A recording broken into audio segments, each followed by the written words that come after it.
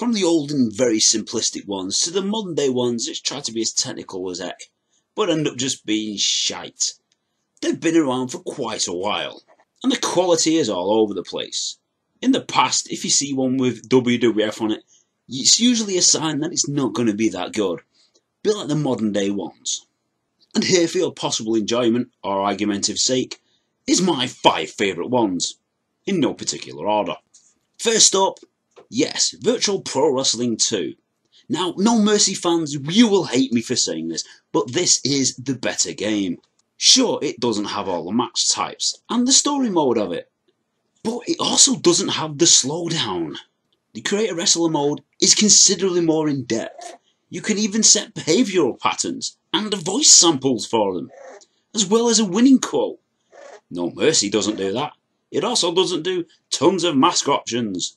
Also, the different grappling options actually do stuff. Shoot style, you will do kind of a grapple and be able to attack from it. Or you've even got the MMA style takedown. Also, unlike No Mercy, the actual AI is brilliant. If you set it on the hardest difficulty setting, the computer will kick your ass. You will get a 20-minute match out of it. Or occasionally the computer will stand there and do nothing.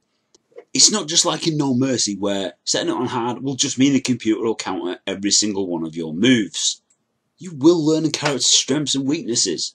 You will learn that actually going into a brawling match against Stan Hansen is completely and utterly pointless. And okay, the story mode is a bit crap. You will be facing the same guys constantly. But multiplayer is brilliant.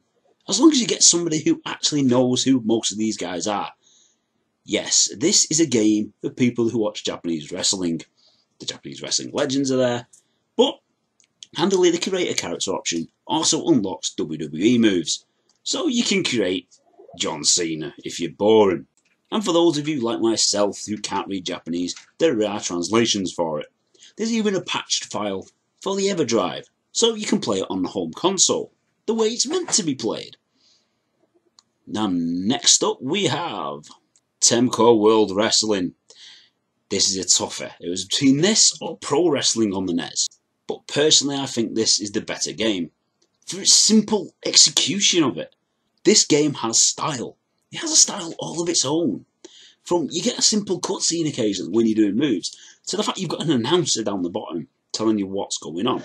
Sure, it takes up about a third of the screen, but it just adds more to the atmosphere of the game. It also has a pretty decent one-player mode where in between matches you'll get a mini-game which will improve your strength and other stats. Sure, it's not absolutely perfect, but it's a pretty fun game. Unfortunately, the skill level is quite high. You need to get good at the game in order to win. But in the end, isn't that what games are all about? And next up, we have Fire Pro Wrestling Returns. I think this is on a lot of these lists, isn't it? Because it is a bloody good game. It's a game where you disregard the graphics and you just play it. It's as close as you're going to get to a hardcore gamer's wrestling game. Because you do actually need to learn the game. You need to learn the timings. You need to learn the distance of certain moves. You need to learn when to breathe. You need to learn how to do everything. It is really complex. But in the end, when you get the hang of it and it clicks, it becomes brilliant. There's tons of nice little touches as well, like if the match is a long one and somebody kicks out at 2, the audience go absolutely apeshit. You don't get that in a lot of games. Also, the roster size is insanely big. You've got names that people will know, although slightly disguised so they don't get sued. You've also got a lot of the guys that people won't know unless you've actually watched wrestling for years and you watched all these obscure Japanese wrestling tapes or Mexican ones. But if none of them to your fancy, it's got a really good Create a Wrestler mode. By really good I mean this is in depth. You can tweak even the nerdiest of details on the character. Also, it's got a very large modding community for it. Modders are still creating roster updates for this. And this game is about 10 years old. It's quite surprising and pleasant to see modern wrestlers in this game. Also, the match types are insane. They're like the old style Japanese death matches. You get an explosive arena match where after a certain amount of time the arena explodes. You get barbed wire matches, you get fluorescent bulb matches. Unfortunately, it lacks a decent one-player championship mode. So you're stuck playing the computer in whatever match you feel like. And unless you can find any friends that'll get good at it, you're kinda stuck. And on to the next game, which is WWF Wrestling Fest. Yes, this is the polar opposite to the other games, isn't it? This is one that's just loaded with character. I mean, after all, it's got the guys from the 80s, and the wrestlers from the 80s had loads of character. So this is the perfect game for them, isn't it? This is just a pure arcade game. There is no real depth to it. All you need to do is know how to do the finisher, and when to do the finisher, and also have a pocket full of money, because it is one of those arcade games. The more money you put in, the longer you can keep going. Unless you're really good at the game. The highlight of it, of course, is the Battle Royal mode, which is just an insane free-for-all of like 8 wrestlers in the ring beating the shit out of each other at the same time. Which also has the hilarious thing where everybody can just pile on one guy and pin him.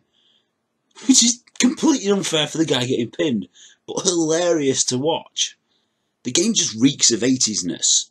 Every single thing about it just screams 80s wrestling at its finest. The only downside, of course, is the person who will win will be the person with the most amount of money, not skill. And of course, that most of the roster are now dead. That's a bit of a downer to end on, isn't it? And last up, we have Title Match Pro Wrestling on the Atari 2600. Actually, no it isn't. WrestleMania 19 on the GameCube. Not because the in-ring match mode is good, but because the actual one-player revenge mode is more fun than a Progress Wrestling audience. Seriously guys, watch a Progress Wrestling show and listen to the audience. It is fun. The whole revenge mode is essentially just go around here, beat this up, or get to this point, or destroy this item. It sounds really mundane, but it's hilariously fun. And plus the character create mode is bizarre. You can create some right freaks in this. Okay, this isn't technically wrestling, but it's fun and it's wrestling themed. How many other games do you know where you can just throw a security worker off the top of a tall building? Or go swinging around on chains whilst wearing a cape? Okay, there's quite a few games that do that, isn't there? But in the end, it's just fun. And occasionally very infuriating as the computer becomes a git. But mostly it's fun. So what did you think of the list? Did you like it? Did you hate it? Are you clicking dislike right now? No, don't click dislike. Actually debate my decisions if you didn't like them. I'll happily comment back. Okay, probably not happily, but I will probably comment back anyway. Want to see more? Let me know. Want me to list certain things? Let me know what they are. Seriously, I'll probably list anything. I'd probably list my favourite noses. But that'd be just too weird, and my channel doesn't get enough views as it is. As usual, cheers for watching if you did. If you didn't, bollocks to you.